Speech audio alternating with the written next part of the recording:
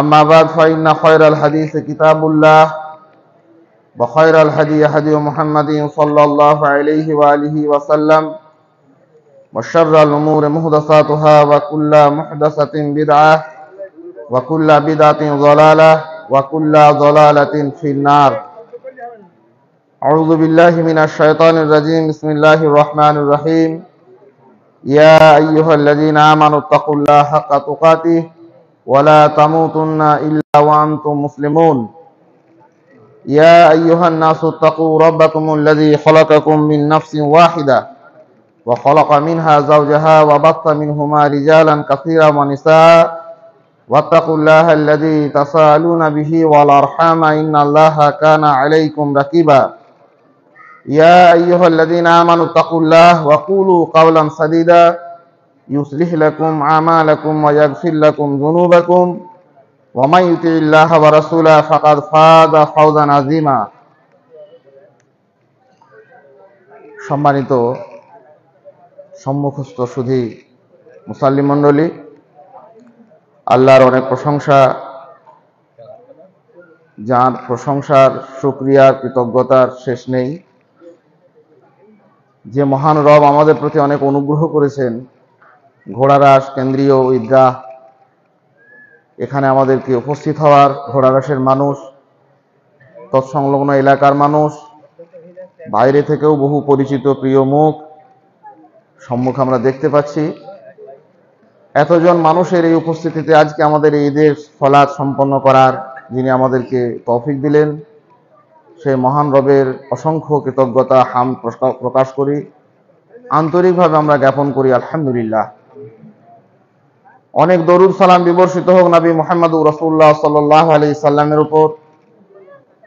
পৃথিবীতে এমন কোনো কল্যাণের পথ নেই যা তিনি আমাদেরকে দেখিয়ে যাননি, ঠিক তেমনি এমন কোনো অকল্যাণের ক্ষতিরও পথ নেই যা থেকে তিনি আমাদেরকে সতর্ক করে যাননি। এক পাহাড়, এক সমুদ্র সম ভালোবাসা উম্মতের উপরে জ্ঞাপন করে তিনি আমাদেরকে এই পৃথিবীর সমস্ত কল্যাণের রূপরেখা যেমন স্পষ্ট করেছেন, তেমনি সমস্ত বিপদ, মুসিবত, অকল্যাণের পথগুলি সম্পর্কে আমাদেরকে সচেতন করেছেন, আমাদেরকে সতর্ক করেছেন। সেই নবী মুহাম্মদ রাসূলুল্লাহ সাল্লাল্লাহু আলাইহি সাল্লামের পর অসংখ্য অজস্র দরুদ সালাম বিবর্ষিত হোক। আল্লাহুম্মা সাল্লি আলাইহি আল্লাহুম্মা বারিক আলাইহি। সম্মুখে অনেক পরিচিত মুখ, আলহামদুলিল্লাহ, আল্লাহ লাখো শুকরিয়া, তার শুকরিয়ার অন্ত নেই, শেষ নেই। আজকে আপনাদের এই ঐতিহ্যবাহী ঈদের জামাতে আল্লাহ সুবহানাহু ওয়া তাআলা উপস্থিত করেছেন। খুতবায় গুটি কয়েক কথা আপনাদের সামনে রাখবো, যদি আপনারা মনোযোগী শ্রোতা হন, স্বল্প সময়ের জন্য।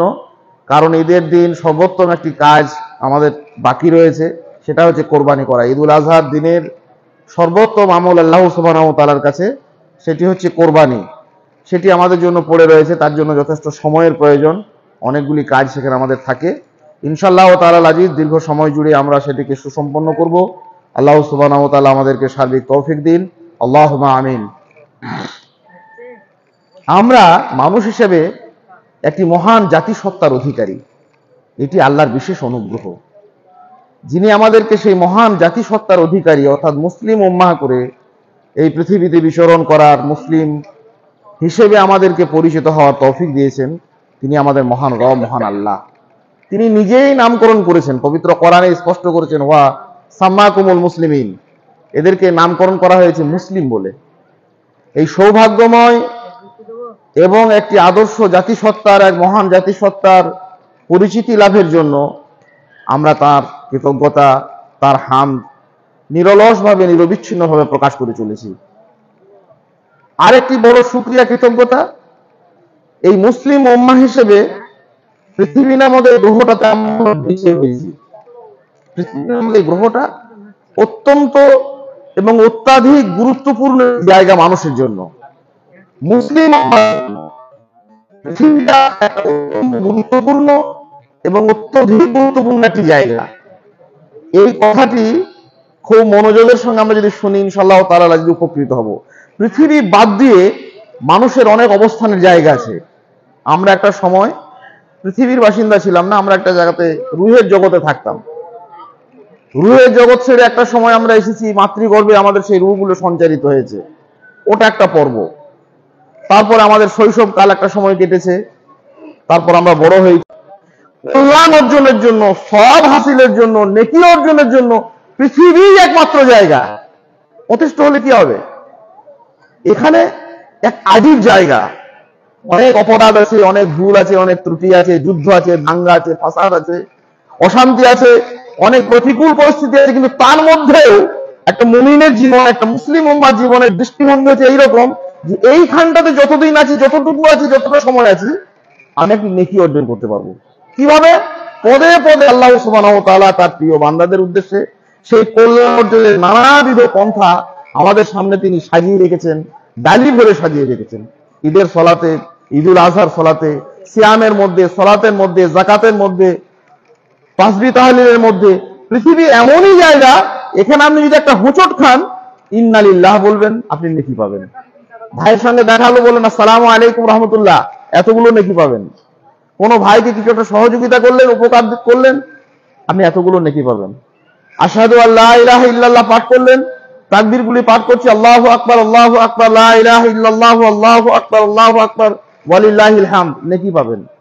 সকালের সুন্দর সকালটা আপনার গুঞ্জরিত হবে, আলিফ লাম মিম যালিকাল কিতাব লা রাইবা ফিহি হুদাল লিল মুত্তাকিন, এতগুলো আপনি নেকি পাবেন। কবরে গিয়ে কোরআন তো দূরের কথা, আপনি জিকির আজকারে একদম আপনার গলার ভলিউম, ভোকাল কর্ডকে ফাটিয়ে ফেললেও নেকি একটা পাবেন না। পায়ে একটা কাঁটা বিঁধলে আপনি বলবেন ইন্না লিল্লাহ, আপনি নেকি পাবেন এই পৃথিবীতে। আর আখেরাতে কিয়ামতের মাঠে মুখ রোগড়ে গোটা কিয়ামতের মাঠে যদি আপনি সারা শরীর রক্তাক্ত করে দেন, একটি নেকি অর্জনের কোনো সুযোগ নেই। এই পৃথিবীর এই সামান্য কয়েকটি সময়, কয়েকটা দিন কেন আমরা অবহেলায়, তাচ্ছিল্যে, উদাসীনতায় হারিয়ে দিচ্ছি? আমরা এই জায়গাটাকে কেন গুরুত্ব দিতে পারছি না? মুমিন জীবনে এই পৃথিবীটা অত্যন্ত এবং অত্যাধিক একটা গুরুত্বপূর্ণ জায়গা। পার্থিব জীবনে স্বল্প কিছুটা সময়, সব সময় নয়, শৈশবে ছিল, সে সময় আমাদের নেকি অর্জনের কোনো বোধ বুদ্ধি ছিল না। বার্ধক্যে আমরা উপনীত হব, সেখানেও আমরা খুব বেশি নেকি কিছু করতে পারবো না। কাজেই মানব জীবনের এই গুরুত্বপূর্ণ যে সময়টাতে আমরা সুস্থ, স্বাভাবিক, চলমান জীবনের মধ্যে রয়েছি, এই সময়টাকে যেন নষ্ট না করে দিই। আজকের ঈদের সকালটাকে আমরা যেন কাজে লাগাই, এই কথাটা মনে করে যে এটা আমাদের অত্যন্ত এবং অত্যধিক একটা গুরুত্বপূর্ণ জায়গা। কারণ মানব জীবনের কোন একটি পর্যায়ে আমরা একটা নেকি অর্জন করতে পারবো না, শুধুমাত্র এই পৃথিবীতেই আমাদের যা কিছু করে যেতে হবে। ছায়াময়, মায়াময় এই পৃথিবীতে যতক্ষণ থাকি, যেভাবেই থাকি, আমাদের নেকির খাতা যেন আমাদের বাকি না থেকে যায়, কোনো যেন ফাঁকি না পড়ে যায়, এই বিষয়ে আমরা যেন সজাগ হই, সচেতন হই। আল্লাহ সুবহানাহু ওয়া তাআলা নেকি অর্জনের, কল্যাণ অর্জনের নানাবিধ পথ পন্থা পদ্ধতি আমাদের সামনে উপস্থাপন করেছেন।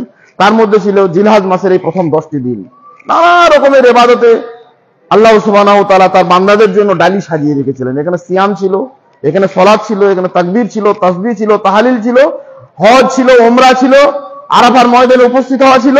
আল্লাহ সুবহানাহু ওয়া তাআলা যাদের যেভাবে সৌভাগ্য দিয়েছেন, তারা সেভাবে গ্রহণ করেছেন, নেকি অর্জন করেছেন। যতটুকু আমরা এই সময় থাকি, এখানে এই ছায়ায় মায় যে কটা দিন এই পৃথিবীতে থাকি, নেকির খাতা পূর্ণ হতে না যেন হয় বাকি, এতটুকু যেন কোনোভাবে ফাঁকি না পড়ে। বিভিন্নভাবে আমরা যেগুলো সংগ্রহ করি, চারপাশে পড়ে আছে, চারপাশে বিভিন্নভাবে সংগ্রহের নানান উপাদান এবং নানান উপকরণ আল্লাহ সুবহানাহু ওয়া তাআলা ছড়িয়ে রেখেছেন। তন্মধ্যে জিলহজ মাসের এই 10টি দিনও উল্লেখিত রয়েছে। তার মধ্যে গুরুত্বপূর্ণ একটি আমল আমরা করতে চলেছি, কোরবানি। এদিকে নিয়ে আমরা আত্মতৃপ্তি ভুগবো এমনটা ব্যাপার নয়, নিরন্তর আমরা সচেষ্ট থাকবো, আমরা প্রচেষ্টা করবো আল্লাহ সুবহানাহু ওয়া তাআলা সার্বিকভাবে আমাদেরকে যতদিন যেভাবে এই পৃথিবী নামক গ্রহটিতে রেখেছেন, আমরা যেন কল্যাণ সব অর্জনের ব্যাপারে অমনোযোগী না হই, এ ব্যাপারে আমরা অত্যন্ত মনোযোগী হই। আল্লাহ সুবহানাহু ওয়া তাআলা আমাদের সেই তৌফিক দিন, আল্লাহুম্মা আমিন। কোরবানি একটি মহান ইবাদত। এর কথা বলে আলোচনা শেষ করবো, কারণ আমাদের কাজের একটা বড় অংশ বাকি রয়েছে। কোরবানি শুধু নয়, ইসলামের মধ্যে যতগুলি ইবাদত রয়েছে, সেই ইবাদতগুলির মধ্যে দুটি জিনিস রয়েছে। একটি হয়েছে, এর মধ্যে রয়েছে অতীত ঐতিহ্য। মুসলিম কোনো ভুল ফোর জাতি নয়, হঠাৎ করে নিজেদের জাতিসত্তার পরিচয় দিয়েছে আমরা অমুক জাতি, আমরা তমুক জাতি, এই বলে ঢক্কানিনাদ করার কোনো প্রয়োজন নেই। ইসলাম শব্দের ভিতরে, মুসলিম উম্মার ভিতরে দুটি এবং তার সমস্ত করণীয় কাজের মধ্যে দুটি উল্লেখযোগ্য বৈশিষ্ট্য রয়েছে। সেই ইবাদতগুলি আল্লাহ সুবহানাহু ওয়া তাআলার অজস্র হিকমতে পরিপূর্ণ। তার মধ্যে রয়েছে অতীত ইতিহাস, অতীত ঐতিহ্য, আর রয়েছে আধুনিকতার চূড়ান্ত এবং চরমতম উপাদান। কোন একটি ইবাদত এইরকম মনে হতে পারে না যে এটা 200 বছর আগে আমরা করতাম, এখন আর করে কোনো লাভ নেই, এরকমটা নয়। সমস্ত ইবাদতগুলির ভিতরে, সমস্ত করণীয় কাজগুলির ভিতরে আল্লাহ সুবহানাহু ওয়া তাআলা হিকমা রেখেছেন। তার মধ্যে একটা গুরুত্বপূর্ণ হিকমা হচ্ছে যে সেগুলি অতীত ঐতিহ্যে উজ্জ্বল, একেবারে গভীরভাবে সেগুলি আমাদের মানব জীবনের নানান রূপরেখা সেগুলিকে সমুজ্জ্বল করেছেন। তেমনি ভাবেই চির আধুনিক, যত দিন গেছে, যত সময় অতিবাহিত হয়েছে, সেই সমস্ত ইবাদতগুলি প্রয়োজনীয়তা, গুরুত্ব, তাৎপর্য মানুষ গভীরভাবে সেগুলো উপলব্ধি করেছেন। কোরবানিও তেমনি ঐতিহ্যময়, নানা উজ্জ্বলতায় পরিপূর্ণ একটি ইবাদত, তার গুরুত্বপূর্ণ ইতিহাস রয়েছে। সেই ইতিহাস থেকে আমাদের শিক্ষণীয় কিছু বিষয় রয়েছে, যারা আমরা মনোযোগী থাকবো, ইনশাআল্লাহ তাআলা আজিজ উপকৃত হব। গুটি কয়েক প্রথম পৃথিবীর কোরবানি আল্লাহ পাক রব্বুল আলামিন সংগঠিত করেছেন তার বান্দাদের মধ্যে। সেই কোরবানির ভিতরে মূল্যবান কয়েকটা শিক্ষা আমাদের জীবনের টুকরো টুকরো নেকি অর্জনের কাজে আমাদেরকে সহায়ক হবে। প্রথম কোরবানি ছিল আদম আলাইহিস সালামের 2 সন্তান হাবিল এবং কাবিলের, খুব পরিচিত ঘটনা। সেই ঘটনার দিকে না গিয়ে ঘটনার উৎস মুখ থেকে আমরা 2-3টে শিক্ষণীয় বিষয়কে আজকে চর্চা করি। একটা হচ্ছে হাবিল এবং কাবিল দুজনেই কোরবানি দিয়েছিল, এই কথাটি মনে রাখবেন। পৃথিবীর অধিকাংশ মানুষও আল্লাহ সুবহানাহু ওয়া তাআলার জন্য কিছু না কিছু ব্যয় করে, কিছু না কিছু সমর্পণ করে, কিছু না কিছু সময় দেয়। অধিকাংশ মুসলিম উম্মাহ আমরা সালাত আদায় করি, সিয়াম পালন করি, কোনো না কোনো ভাবে করি, দান করি, সাদকা করি, আল্লাহর জন্য করছি, স্রষ্টার জন্য করছি, এই মনে করে পৃথিবীর তাবৎ মানুষ কোনো না কোনো ভাবে ইবাদত করে বলে অন্তত মনে করে। কিন্তু আল্লাহ সুবহানাহু ওয়া তাআলা এখানে একটা স্পষ্ট নির্দেশ দিচ্ছেন। পৃথিবীর প্রথম কোরবানির ভিতরে একটা গুরুত্বপূর্ণ শিক্ষণীয় বিষয় রয়েছে, সেটা হচ্ছে এই হাবিল এবং কাবিল দুজনে কোরবানি দিয়েছিল। হাবিলের কোরবানি আল্লাহ গ্রহণ করেছিলেন, কাবিলের করেননি। এখান থেকে একটা সত্য আমরা উপনীত হই যে আমরা ইবাদত করলেই যে আল্লাহর দরবারে কবুল হবে এটা নয়। কোন ইবাদত কবুল হবে? আল্লাহ সুবহানাহু ওয়া তাআলার জন্য যখন কিছু ব্যয় করব, যখন কিছু খরচ করব, আমরা অনেক কিছু করি, মাদ্রাসা করি, মসজিদ করি, দান করি, সাদকা করি, বিভিন্নভাবে নিজের সম্পদ ব্যয় করি, সময় ব্যয় করি। কিন্তু মনে রাখবো আল্লাহ সুবহানাহু ওয়া তাআলা এই সত্তা নন যে যা দেবো ভিক্ষার চাল কারা কারা তিনি নেবেন, এটা নেবেন না। দেবো না দেবো পরের কথা, প্রথম কথা হচ্ছে আল্লাহ সুবহানাহু ওয়া তাআলা সকলের কাছে সব জিনিস নেন না। কোনটা নেন আর কোনটা নেন না, পৃথিবীতে আমাদের বাপজি আদম আলাইহিস সালাম, তার 2 ছেলে হাবিল কাবিল, তাদের কোরবানির মাধ্যমে আমাদের কাছে সেটা রেখে গেছেন। হাবিল কোরবানি দিয়েছিল, সে ছিল পশুপালক, খামার থেকে নিয়ে গিয়ে একটা বেশ নধরপুষ্ট পশুকে এনে আল্লাহর উদ্দেশ্যে কোরবানি দিল। আর কাবিল ছিল চাষি, কৃষি কাজের সঙ্গে যুক্ত, সে তার খেতে গিয়ে শুকনো, ফলহীন, পোকায় কাটা খাওয়া, এইরকম রুগ্ন কতগুলো শীষকে একত্রিত করে বলল আমি কোরবানি দিলাম। হাবিলের সেই কোরবানি আল্লাহ পাক রব্বুল আলামিন কবুল করেছিলেন, কাবিলের কোরবানি গ্রহণযোগ্য হয়নি। এই সত্যে উপনীত করার জন্য যে আমরা যখন আল্লাহ সুবহানাহু ওয়া তাআলার জন্য কিছু ব্যয় করব, আমাদের সালাত, আমাদের সিয়াম, আমাদের যাকাত, আমাদের কোরবানি যেন হয় সর্বোত্তম, মূল্যবান, গুরুত্বপূর্ণ জিনিস, আল্লাহ সুবহানাহু ওয়া তাআলা সেইটি আমাদের জন্য গ্রহণ করেন। হাবিলের কোরবানি গৃহীত হয়েছিল, তার সর্বোত্তম জিনিসকে দেওয়া হয়েছিল, সর্বোন্নত জিনিসটিকে তিনি পেশ করেছিলেন, মূল্যবান জিনিসটিকে পেশ করেছিলেন, সুন্দর জিনিসটিকে পেশ করেছিলেন। পোকায় কাটা খাওয়া আর রুগ্ন আর অপুষ্ট জিনিস আল্লাহ সুবহানাহু ওয়া তাআলা গ্রহণ করেন না। সে আমাদের সালাত হোক, আমাদের সিয়াম হোক, আমাদের যাকাত হোক, আমাদের অন্যান্য দান সাদকা হোক, আমাদের কোরবানি হোক, কোরবানির মাধ্যমে এটা আমরা প্রমাণ করি।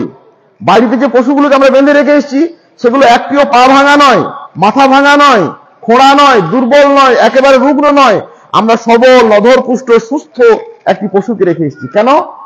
আমরা অনেক সময় ফতোয়া নিয়েছি বারবার আলেমদের কাছে, ফাইজি সাহেবের সঙ্গে প্রায় কথা হয়, একসঙ্গে বসে থাকি, বহু মানুষ ফোন করেন, ভাই একটা কোরবানির গরু কিনেছি, এই কানটা সামান্য একটু ফাটা রয়েছে, কোরবানি হবে? হলেও মানে মনটা খুঁতখুত করছে। আমরা চাইছি আল্লাহর জন্য যেটিকে কোরবানি করবো আল্লাহর নামে, সেটিকে নিখুঁত হতে হবে। শুধু কোরবানির চতুষ্পদ একটা জন্তুকে নিখুঁত হতে হয়, আর আমাদের জীবনটা এত খুঁতে পরিপূর্ণ কি করে আল্লাহ দরবারে গ্রহণ হবে?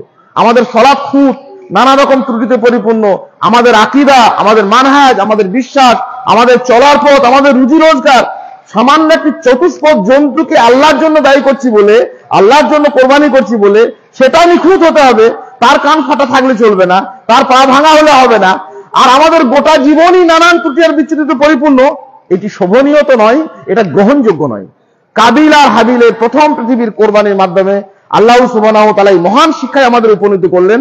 আল্লাহ সুবহানাহু ওয়া তাআলার জন্য যখন কিছু ব্যয় করব, সেটি হবে সর্বোত্তম, এটি সর্বোন্নত।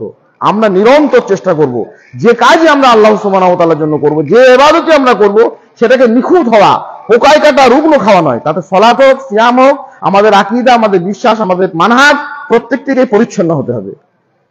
দ্বিতীয়, হাবিলের কোরবানি গৃহীত হলো, কাবিল রেগে গেল। অথচ হাবিলের কোনো দোষ ছিল না। কাবিল গিয়ে বলল, লাখ তোলান না, আমি তোমাকে হত্যা করবো। হত্যা করবি কেন? আমার কোরবানি দহন হয়নি তো, গ্রহণ হয়নি তো কাবিল কি করবে? হাবিল কি করবে? কাবিলের কোরবানি গৃহীত হয়নি, আল্লাহ সুবহানাহু ওয়া তাআলা গ্রহণ করেননি, এতে তার হাবিলের কোনো দোষ নেই। অহেতুক সে তাকে হত্যার হুমকি, হত্যার ফতোয়া জারি করলো। এটা মানব জীবনের একটা ব্যাধি। নিরন্তর এই ব্যাধিটা উৎসারিত হয়েছিল কোথা থেকে? তার নাম হচ্ছে প্রতিহিংসা। ওর ভালো ব্যবসা চলছে, ও ভালো চাকরি করছে, ও ভালো প্রতিষ্ঠান করছে, ওর ভালো জমায়েত হচ্ছে, ওর মসজিদে অনেক মুসাল্লি হচ্ছে, ওর প্রতিষ্ঠানে অনেক ছাত্র হচ্ছে, ও ভালো একটা সংগঠনে কাজ করছে, প্রতিটি নিয়ত আমি করতে পারছি না। এই প্রতিহিংসা সারা পৃথিবী আজ জর্জরিত। এক প্রাঙ্গণের বিরুদ্ধে এক প্রাঙ্গণ, এক দেশের বিরুদ্ধে এক দেশ, এক সমাজের বিরুদ্ধে এক সমাজ, এক সোসাইটির বিরুদ্ধে সোসাইটি, ব্যক্তির বিরুদ্ধে ব্যক্তি, প্রতিবেশীর বিরুদ্ধে প্রতিবেশী। নিরন্তর কোনো কারণ নেই আজকে সারা পৃথিবীতে যুদ্ধ, দাঙ্গা, ফাসাদ নিরন্তর যে চলেছে, তার মৌলিক উৎস মুখ হচ্ছে প্রতিহিংসা। আল্লাহ সুবহানাহু ওয়া তাআলা দেখালেন এটি কোনো কাজের কথা নয়, মানব জাতির জন্য এক মুহূর্তের জন্য সহনীয় নয়। এই নিরন্তর প্রতিহিংসা থেকে মুসলিম উম্মাহ আপনাকে আমাকে বিরত থাকতে হবে, থাকতেই হবে। হাবিল সেটা প্রমাণ করলেন। যখন সেটাকে হত্যা করতে গেল কাবিল, হাবিল বললেন, ভাই তুমি ইন্নামা ইয়াতাকাব্বালুল্লাহু মিনাল মুত্তাকিন, আল্লাহ কেবলমাত্র মুত্তাকিদের কাছ থেকে কিছু গ্রহণ করে। আর তুমি যদি লাইন বাসাত্তা ইয়াদা ইলাইক, তুমি যদি তোমার হত্যার হাত বাড়াও, আমি কিন্তু হত্যার হাত বাড়াবো না। অন্যায়ভাবে আমাকে যে প্রতিহিংসার শিকার হয়ে আমাদের দিকে, আমাদের দেশ, আমাদের সমাজ, আমাদের সোসাইটি, আমাদের প্রতিবেশী, ব্যক্তিগত জীবনে, সমাজ জীবনে, প্রাতিষ্ঠানিক জীবনে কোন বিরোধিতা যখন আসবে, তখন আমিও তার বিরোধিতা করবো, এটা কোনো কাজের কথা নয়। প্রতিহিংসার বিরুদ্ধে প্রতিহিংসা নয়, হিংসার বিরুদ্ধে হিংসা নয়। এটা চলতে থাকলে, এই রেশিওটা চলতে থাকলে পৃথিবীটা একটা বিলুপ্ত হয়ে যাবে। আমাকে 10 জন মেরেছে, আমি 10 জন মারবো। এই কাঠ ক্ষেপণাস্ত্র তৈরি করেছে, আণবিক বোমা, আমি পারমাণবিক বোমা তৈরি করবো। এটা করে মানব জাতি বেঁচে থাকতে পারে না। এই শিক্ষা পৃথিবীর প্রথম কোরবানির জনক হাবিল আমাদের কাছে শিক্ষা রেখেছেন। তিনি বললেন স্পষ্ট করে যে, ভাই তুমি আমাকে হত্যা করেছো, তোমাকে হত্যা করতে যাবো, আমি এটা করবো না। কারণ আখাফুল্লাহ রাব্বাল আলামিন, আমি নিখিল জগতের প্রতিপালক আল্লাহকে ভয় করি। এটাই আমাদের কাজ, মুসলিম উম্মার কাজ, ঐতিহ্যবাহী এক মহান আদর্শিক জাতিসত্তার আমরা যারা অধিকারী তাদের কাজ। সারা পৃথিবীর যুদ্ধ বিগ্রহে, নানা রকমের দাঙ্গা ফাসাদে, কোলাহলে, আবর্জনায় পরিপূর্ণ পৃথিবীর কাছে মুসলিম উম্মার একটা বড় বার্তা যে, ভাই আপনি করলে এটা আমি করবো, এটা করবো না। কারণ এটা করলে এই রেশিওটা চলতেই থাকবে। আমি 10 জন মারলেন, আমি 10 জন মারলাম, আবার 20 জনকে হত্যা করলেন, আর 20 জনকে আমি হত্যা করলাম, আপনি হিংসার বার্তা পেশ করলেন, আমি হিংসার বার্তা পেশ করলাম।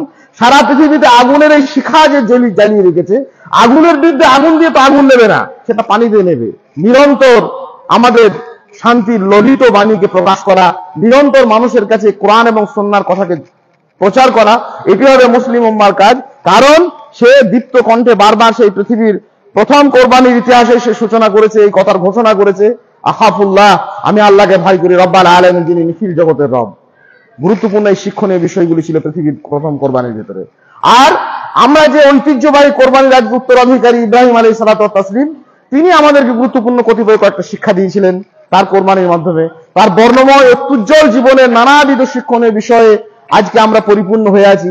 সেই জন্য সালাতের মধ্যে 2 জন নবীর নাম আমরা প্রতিদিন উচ্চারণ করি, আল্লাহুম্মা সাল্লি আলা মুহাম্মাদ ওয়া আলা আলি মুহাম্মাদ কামা সাল্লাইতা আলা ইব্রাহিম ওয়া আলা আলি ইব্রাহিম ইন্নাকা হামিদুম মাজিদ। দেখলেন, 2 জন মানুষের, সর্বোত্তম নবী, সর্বোত্তম রাসূল, আমাদের রাসূল, শেষ রাসূল মুহাম্মদুর রাসূলুল্লাহ সাল্লাল্লাহু আলাইহি সাল্লামের নাম উচ্চারণ করতে গিয়ে আল্লাহ সুবহানাহু ওয়া তাআলা তাকেও টেনে নিলেন।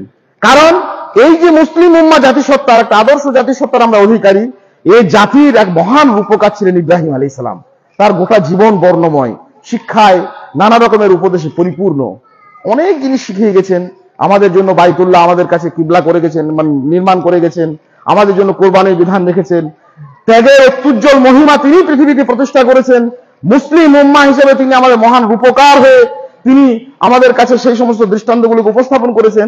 সেই শিক্ষণীয় বিষয়ের একটা গুরুত্বপূর্ণ শিক্ষণীয় বিষয় হচ্ছে কি, শিরক নামের এই জঘন্য প্রথা, পৃথিবীতে মানব জাতির জন্য এক মুহূর্তের জন্য সহনীয় নয়।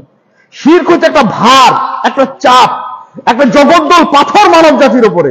এই জগদ্দল পাথরের ভারকে তিনি উন্মোচন করার জন্য, এই জগদ্দল পাথরের ভারকে তিনি অপসারণের জন্য গোটা জীবন নিরলস সংগ্রাম করেছেন। মানুষের কাছে তিনি এই বার্তা পেশ করেছেন।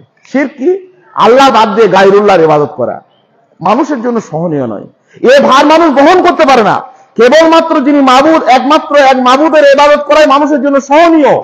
আর বাতিলের যদি মানুষ ইবাদত করে, চাঁদের ইবাদত করে সূর্য রাগ করবে, পাহাড়ের ইবাদত করলে আরো গিরিকন্দ রাগ করবে, এক সমুদ্রের ইবাদত করলে আরেক সমুদ্র রাগ করবে, এক মানুষের ইবাদত করলে আরেক মানুষ গোসা করবে, এক পাহাড়ের ইবাদত করতে গেলে, পাথরের ইবাদত করতে গেলে, সাজদা করতে গেলে আরেক পাহাড় বলবে আমাকে করছে না কেন। কাজে গায়রুল্লাহ তো কোনো শেষ নেই। কাজে গায়রুল্লাহর ইবাদত মানুষের জন্য সহনীয় নয়। এই ভার মানব জাতি কোনোদিন বইতেও পারেনি। এটা অপরাধ তো পরের কথা, মানুষের জন্য বহনযোগ্য নয়। তুমি যত ভার দিয়েছো সে ভার করিয়া দিয়েছো সোজা, আমি যত ভার জমিয়ে তুলেছি সে ভার হয়েছে বোঝা। যে ভার আল্লাহ আমাদেরকে দেন, আল্লাহ বলেছেন লা ইউকাল্লিফুল্লাহ নাফসান ইল্লা উসাহা, আমি যে ভার দিই মানুষকে সাধ্যাতীত ভার আমি অর্পণ করি না। যে ভার বইতে পারবে না সে ভার তাকে দেওয়া হয় না। আল্লাহ সুবহানাহু ওয়া তাআলা মানুষকে যে ভারটা দিয়েছেন সেটা হচ্ছে তাওহীদের ভার। মুমিনের পথ চলা তাওহীদি ছন্দে। মুমিনের একটাই মাত্র চলার পথ মুসলিম উম্মাহ, সেটা হচ্ছে কেবলমাত্র আল্লাহর ইবাদত করব। ওয়ালাকাদ বাসনা ফি কুল্লি উম্মাহ রাসূলান আন ইবুদুল্লাহ, কেবলমাত্র আল্লাহ সুবহানাহু ওয়া তাআলার ইবাদত করবে। আর মুমিনের পথ চলাটা হবে এইভাবে, মুমিনের পথ চলা তাওহীদি ছন্দে, শিরকের কানাগলি ভরা দুর্গন্ধে। শিরকের মধ্যে কোনো সুবাতাস নেই, শিরকের মধ্যে কোনো কল্যাণ নেই। আর শিরকের এই আড়াল নিয়ে পাথরের নামে, ইটের নামে, কাঠের নামে, ঘোড়ার নামে, হাতির নামে, সূর্যের নামে, চন্দ্রের নামে ওরা কে ইবাদত চাইনি। ওদের নাম করে এক শ্রেণী জিঘাংসা মনোবৃত্তি সম্পন্ন মানুষ, তারাই মানুষের রব সেজেছে, তারাই মানুষের প্রভু সাজতে গেছে, তারাই মানুষের শ্রেষ্ঠ সাজতে গেছে। আর অন্য শ্রেণীর অপরাপর দুর্বল মানুষের উপর জুলুম আর অত্যাচার, শাসনের নামে, শোষণের নামে, রাষ্ট্রের নামে, মতবাদের নামে, ধারণার নামে, ইজমের নামে, বিভিন্ন মাযহাবের নামে মানুষ চিরকাল দুর্বল শ্রেণীর উপর অত্যাচার করার জন্য এই শিরকের আবাহনকে টিকিয়ে রেখেছে পৃথিবীতে। নূহ আলাইহিস সালাম থেকে শুরু হয়েছে, অদ্যাবধি পৃথিবী জুড়ে চলছে। মুসলিম উম্মাহর কাজ, আমাদের সেই মহান বর্ণময় জীবনের অধিকারী ইব্রাহিম আলাইহিস সালাতু ওয়াত তাসলিম, তাওহীদবাদী মানুষদের তিনি নয়নের মণি, তাওহীদবাদী মানুষের তিনি মাথার মুকুট। তিনি আমাদের শিখিয়ে গেছেন মূলোৎপাদন করার জন্য নিরন্তর কোরআন এবং সুন্নাহর কথা, তাওহীদের কথা মানুষের কাছে প্রচার প্রসার করা। এটি আমাদের দায় ছিল, এটা আমাদের দায় আছে। এই আমাদের দায়িত্ব আমাদের আজীবন আমাদেরকে পালন করে যেতে হবে। এই শিক্ষণীয় বিষয়টিকে আমরা জীবনে যেন গ্রহণ করি। আল্লাহ সুবহানাহু ওয়া তাআলা আমাদের সেই তৌফিক দেন, আল্লাহুম্মা আমিন। অন্তত নিজেরা যেন শিরকের কোনো আবাহনে, শিরকের কোনো আবর্জনায় জড়িয়ে না পড়ি। আমাদের কথায়, আমাদের বার্তায়, আমাদের আচরণে, আমাদের আকীদায়, আমাদের বিশ্বাসে, আমাদের মানহাজে, আমাদের চলার পথে। সেই জন্যই তো এত পরিশ্রম, সেই জন্য তো আপনারা এত প্রতিষ্ঠান করেছেন, গ্রামে গ্রামে মক্তব করেছেন, পাড়ায় পাড়ায় মক্তব তৈরি করছেন। কালকে গোড়া সব এদিক সেদিক নতুন নির্মিত মক্তবগুলোকে দেখে এলাম, আলহামদুলিল্লাহ, খুব ভালো লাগলো। আল্লাহ সুবহানাহু ওয়া তাআলা আমাদের আপনাদের সামগ্রিক এই প্রচেষ্টাকে কবুল করুন, আল্লাহুম্মা আমিন। বড় একটি শিক্ষা ছিল, সেটা হচ্ছে আত্মত্যাগ, নিজেকে আল্লাহ সুবহানাহু ওয়া তাআলার উজাড় করে দেওয়া। হাবিল দেখিয়েছিলেন তার কোরবানির মধ্যে সর্বোত্তম জিনিস, আর ইব্রাহিম আলাইহিস সালাম আর একটা জিনিস শেখালেন, আমার সর্বস্ব, আমার যত বিত্ত হে রব, আমার যত বাণী সবই তোমায় দিতে হবে। এগুলো তোমারই, তুমিই তো দিয়েছো, তুমি চেয়েছো। সন্তান হোক, স্ত্রী হোক, পরিজন হোক, সমস্ত ভালোবাসাকে তুচ্ছ করে আল্লাহ সুবহানাহু ওয়া তাআলার ভালোবাসাকে, তার মহব্বতকে, তার নির্দেশকে, তার আদেশকে প্রাধান্য দেওয়া, এটি মানব জাতির একটা বড় কাজ, মুসলিম উম্মার একটা বড় দায়িত্ব, এটি আমাদের একটা বড় দায়। ইব্রাহিম আলাইহিস সালাম তাই করেছেন। সেই মহান দৃষ্টান্ত তিনি আমাদের সামনে উপস্থাপন করেছেন। আমার সর্বস্ব, আমি ভালোবাসি পরিবারকে, স্ত্রীকে, সন্তানকে, সবাইকে, আল্লাহ থেকে বেশি নয়। এই মহাসত্যটিকে ইব্রাহিম আলাইহিস সালাম তার জীবন জুড়ে প্রতিষ্ঠা করেছেন। নিজের সন্তানকে যখন কোরবানির কথা এসেছে, তিনি সেই কাজকে সম্পন্ন করেছেন, ত্যাগের অত্যুজ্জ্বল একটি মহিমা আমাদের কাছে উপস্থাপন করেছেন। আর তৃতীয় এবং শেষ একটি বিষয়, সেটি হচ্ছে যে কোনো মহান কাজ করতে গেলে, ভালো কাজ করতে গেলে শুধু ব্যক্তি হিসেবে আমি একা যথেষ্ট নই। ইব্রাহিম আলাইহিস সালামকে আল্লাহ বলেছেন কানা ইব্রাহিম উম্মাহ, ইব্রাহিম আলাইহিস সালাম নিজেই একটা জাতি, তারপরেও তিনি বেছে নিয়েছেন একটি পরিবারকে, তারপরেও তিনি গঠন করেছেন একটা জাতিকে, তারপরেও তিনি আহ্বান করেছেন আগামী দিনের প্রজন্মকে, তারপরেও তিনি ডেকেছেন পৃথিবীর নানান প্রান্তের মানুষকে, তিনি বারবার ডেকেছেন।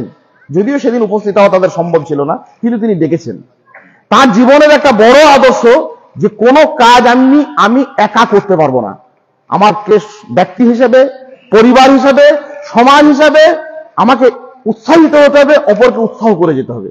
মসজিদ হোক, মাদ্রাসা হোক, দিনী কোনো কাজ হোক এবং জীবনের কোনো মহৎ কাজ হোক, এবং তার জন্য একটা মানুষ সমাজবদ্ধ জীব, তাকে সমাজের দরকার। আর সেই সমাজের একটা বড় ইউনিট হচ্ছে পরিবার। তিনি এক আদর্শ পরিবারের রূপরেখা মানুষের কাছে ফুটিয়ে তুলেছেন। সেখানে একটা শিশু আছে ইসমাইল আলাইহিস সালাম, সেখানে তার স্ত্রী আছে হাজেরা আলাইহিস সালাম। এই পরিবারকে নিয়ে এবং এই পরিবারের ভিতরে, সোসাইটির ভিতরে ব্যক্তি সমাজ, ব্যক্তি মানুষ যখন ছড়িয়ে পড়লো কোনো ভালো কাজ করার জন্য, তাদের মধ্যে একটা গুরুত্বপূর্ণ বৈশিষ্ট্য হচ্ছে অটুট বন্ধন থাকবে মুমিনের সঙ্গে মুমিনের। আমরা শিথিল করে ফেলেছি। নবী মুহাম্মদুর রাসূলুল্লাহ সাল্লাল্লাহু আলাইহি সাল্লাম বলছেন, আল মুমিনু লিল মুমিন কাল বুনিয়ান। একজন মুমিনের সঙ্গে একজন মুমিনের সম্পর্ক হচ্ছে এই যে বিল্ডিং গুলো তৈরি হচ্ছে, নির্মাণ কাজ, বিভিন্ন রকমের ঘর বাড়ি ইত্যাদি, এইরকম নির্মাণ কাজের মতো ইয়াসুদ্দু বাযুহু বাযা, যার একাংশ অন্যাংশকে কি করে, মজবুত করে। কোন একটি দেওয়াল থেকে একটি ইঁটকে আপনি কখনো খুলতে পারবেন? পারবেন না। যদি ছেনি, হাতুড়ি, বাটালি দিয়ে, নবী সাল্লাল্লাহু আলাইহি ওয়াসাল্লামের উদাহরণ কত মজবুত, আপনি একটা ইঁটকে অথবা পাথরের বাড়ি থেকে একটা পাথরকে খুলতে চান, সেটা সরিয়ে নিয়ে আসতে চান, ভেঙে টুকরো টুকরো হয়ে যাবে, কিন্তু সে বেরিয়ে আসবে না, অক্ষত অবস্থা সে বেরিয়ে আসবে না। মুমিন হচ্ছে এমন একটা জাতি, আপনি আমি সেই মুসলিম জাতিসত্তার অধিকারী। আমাকে যদি কেউ বিচ্ছিন্ন করতে চায়, এই মাদ্রাসা থেকে হোক, মসজিদ থেকে হোক, আমার পরিবার থেকে হোক, আমার সোসাইটি থেকে হোক, একটি আদর্শিক যখন সংগঠন মজবুত হলো, আমাকে বিচ্ছিন্ন করলে আমি যদি মুমিন হই, টুকরো টুকরো হয়ে কেটে কেটে কেটে কেটে পিস পিস হয়ে যাবে, কিন্তু তাকে বের করা যাবে না। আজকে আমাদের এতই সেই বন্ধন শিথিল হয়ে গেল, পারিবারিক বন্ধন, সামাজিক বন্ধন, প্রাতিষ্ঠানিক বন্ধন। ছাড়ানোর দরকার নাই ছেনি বাটুলি, একটু হাতে করে টোকা দিলে আমরা খসে পড়ে যাই। 20 বছরের দাম্পত্য ভেঙে চুরমার, 15 বছরের সম্পর্ক ভেঙে একদম চূর্ণ বিচূর্ণ। মাদ্রাসার সঙ্গে সম্পর্ক, দিনের সঙ্গে সম্পর্ক, সংগঠনের সম্পর্ক, ভালোবাসার সম্পর্ক, মসজিদের মুসাল্লি, 15 বছর পাশে পাশে দাঁড়িয়ে নামাজ সালাত আদায় করছি, একটু কথাবার্তায় ভেঙে চূর্ণ বিচূর্ণ হয়ে গেলাম। এটা মুমিনের নয়, এটা মানুষের কোনো শোভনীয় কাজ নয়। এভাবে পৃথিবীতে কোনো কল্যাণ না পরিবারে, না সমাজে, না সোসাইটিতে গড়ে উঠতে পারে না। মুমিন হচ্ছে একটা সেই দুর্ভেদ্য, একটা অলঙ্ঘনীয় একটা সম্পর্কের আবদ্ধ তারা জড়িত, কংক্রিটের মজবুত বাঁধনে, অটুট বন্ধনে সে আবদ্ধ, যাকে কোনোভাবে সরানো যাবে না। আমরা এই মুসলিম যদি হতে পারি, এই মুসলিম উম্মার এই মহান জাতিসত্তার অধিকারী হতে পারি, ইনশাআল্লাহ তাআলা যে আমাদের জন্য রয়েছে সার্বিক কল্যাণ। সারা পৃথিবীতে অনেক ঝড়, অনেক আগুন, অনেক অপ্রীতিকর, অনেক প্রতিকূল পরিস্থিতির মুখোমুখি মুসলিম উম্মাকে হতে হবে, কিন্তু নিজের এই আদর্শ থেকে আমরা একটা মুহূর্তের জন্য বিচ্যুত না হই, কোনোভাবে আমরা না সরে আসি, এবং সবসময় উপলব্ধি করি ইব্রাহিম সেই মহান আমাদের নবী, তিনি আমাদেরকে শিখিয়েছিলেন অটুট পারিবারিক বন্ধন। যেখানে একটা সন্তান গিয়ে বলছে তার বাপকে, কি বন্ধনে আবদ্ধ হয়েছেন, যে আব্বা ফাফাল মা তোমার, আপনাকে আল্লাহ যেটা আদেশ করেছেন তাই করুন। জবা করবেন বলছেন, স্বপ্ন দেখেছেন তাতে করে ফেলুন। সাতাজিদুন ইনশাআল্লাহু মিনাস সাবিরিন, আমি অবশ্যই আমাকে ধৈর্যশীলদের মধ্যে পাবেন, অধৈর্য নয়। পিতা পুত্রের মধ্যে, পারিবারিক সম্পর্কের মধ্যে, স্বামী স্ত্রীর মধ্যে এই যে একটা অটুট বন্ধন, এই পারিবারিক বন্ধন যেন সমাজে ছড়িয়ে পড়ে, আমাদের সংস্কৃতিতে ছড়িয়ে পড়ে, আমাদের মসজিদ মাদ্রাসায় ছড়িয়ে পড়ে, ওই রকম প্লাস্টারের ভিতরে সেটে যাওয়া ইটের মতো, যাকে ছেনি হাতুড়ি বাটালি দিয়েও ভাঙলে সে এমনি এমনি টুকরো টুকরো হয়ে বেরিয়ে আসে না। আমরা ওইভাবে যেন মজবুত বাঁধনে আবদ্ধ হই। এটি আমাদের জাতিসত্তার জন্য বড় একটি উপহার, বড় একটা নিয়ামত। আল্লাহ সুবহানাহু ওয়া তাআলা আমাদের সেই অটুট বন্ধনে আবদ্ধ রেখে আমাদের এই পৃথিবীতে প্রতিনিয়ত যে সামনে আগুনের ঝড় বইছে, হলকা বইছে, তার সামনাসামনি আগুনের ঝাঁপিয়ে পড়া নয়, আগুনের সামনে শুধু প্রস্তুত হওয়া, নিজেদেরকে প্রস্তুত করা আগামী দিনের জন্য, কবরের জন্য, হাসরের জন্য, আখিরাতের জন্য। স্বল্প কিছুটা সময় রয়েছে, এই সময়টি আমাদের এই কল্যাণ অর্জনের সময়। তার একটা বড় দৃষ্টান্ত আমাদের পেলাম 10টা দিন, আজকে কোরবানের দিন। ইনশাআল্লাহ তাআলা লাগিয়ে সেই নেকি অর্জনের, সওয়াব অর্জনের জন্য আল্লাহর কাছে আমরা বেশি বেশি করে সাহায্য চাই। মায়েরা বোনেরা রয়েছেন, খুব গুরুত্বপূর্ণ আপনাদের এই উপস্থিতি আজকের, আলহামদুলিল্লাহ। আপনাদেরকেও বিশেষভাবে বলি, ইব্রাহিম আলাইহিস সালাম নন, পৃথিবীর সমস্ত নবী রাসূলের জীবনের মহিলারা, স্ত্রী লোকেরা একটা বিশেষ গুরুত্বপূর্ণ ভূমিকা গ্রহণ করেছেন। আর বিশেষ করে ইব্রাহিম আলাইহিস সালামের জীবনের ওই স্ত্রী এক মহান ভূমিকা পালন করেছেন, মাতৃত্বের ভূমিকা।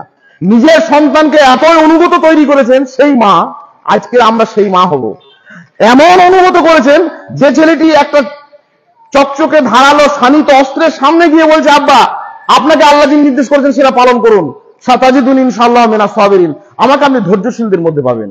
এই মহান আনুগত্যের শিক্ষা কে দিয়েছিলেন? পাহাড়ের সেই উপলখণ্ডে সেই শিশুটিকে তার মা দিয়েছিলেন, দীর্ঘ সময় জুড়ে দিয়েছিলেন।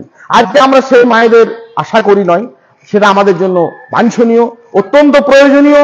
নানাবিধ পর্নোগ্রাফি থেকে আরম্ভ করে, নোংরামি থেকে, অশ্লীলতা থেকে, সমস্ত রকমের আবাহনের আগুন চারপাশে ছড়িয়ে রেখেছে মুশরিকরা, কাফিররা, ইসলাম দ্রোহীরা, শুধুমাত্র কল্যাণের জায়গা থেকে আমাদেরকে সরিয়ে নিয়ে আসার জন্য। আমাদের মায়েরা বোনেরা আমরা যেন সতর্ক হই। পারিবারিক জীবন গঠনের জন্য আপনাদের একটা গুরুত্বপূর্ণ ভূমিকা রয়েছে। পরিবারের দীর্ঘ একটা সময় আপনারা সেখানে ব্যয় করেন। কাজেই আমরা সেই ইব্রাহিমী চেতনায় উন্মুখ হয়ে, উৎসাহিত হয়ে আমাদের পরিবারগুলিকে মধ্যে ন্যায়নিষ্ঠ পরিবার, অটুট বন্ধনে আবদ্ধ পরিবারে পরিণত করতে পারি, সেই চেষ্টা আল্লাহ সুবহানাহু ওয়া তাআলা আমাদের মধ্যে সঞ্চারিত হওয়ার তৌফিক দিন। আল্লাহুম্মা আমিন। গুরুত্বপূর্ণ কয়েকটি কথা আলোচনা করলাম, আলহামদুলিল্লাহ। এর পরবর্তী কাজগুলো রয়েছে, আর তার পূর্ববর্তী একটি কাজ রয়েছে। ভাই মসজিদ মাদ্রাসা সংক্রান্ত দুটি ঘোষণা করছেন স্বল্প সময়ে। শেষে মজলিস ছেড়ে যাওয়ার দোয়া পাঠ করে আপনারা এখান থেকে যাবেন, আমিও যাব ইনশাআল্লাহ তাআলা।